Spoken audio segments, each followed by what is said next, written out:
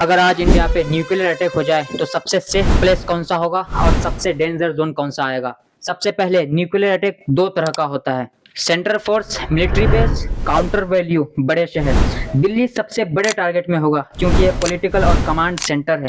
पंजाब और हरियाणा के Airbus Ambala, Adampur, Halwara high risk zone में होगा। यूपी का हिंदौन और एमपी का महाराजापुर एयरबस भी प्राइम टारगेट में आएगा।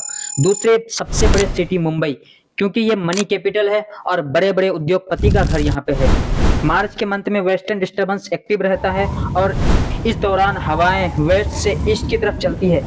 अगर दिल्ली या राजस्थान में ब्लास्ट होता है तो रेडिएशन का बादल यूपी, बिहार और वेस्ट बंगाल की तरफ जाएगा, जिसकी वजह से इन इलाकों में सूरज नहीं निकलेगी, मानसून बिगड़ जाएगा और यहाँ की जमीनें बंजर हो जाएगी। इन इलाकों में पॉपुलेशन डेंसिटी बहुत ज्यादा है, इसलिए यहाँ रेडिएशन का असर भी काफी खतरनाक होगा। हिमालय रीजन को शैडो इफेक्ट की वजह से ब्लास्ट वेव से सुरक्षा मिलती है, लेकिन ध्यान रहे ऊंचाई में रेडिएशन का असर सीधा हो सकता है। माउंटेन्स ब्लास्ट की गर्मी और प्रेशर को रोक सकती है। साउथ इंडिया में हवाओं का रुख अलग होने की वजह से नॉर्थ इंडिया फ्लड से बच सकता है। तो सबसे सेफ प्लेस फिर कौन है? रिसर्च के मुताबिक अरुणाचल प्रदेश, मिजोरम सबसे ऊपर है।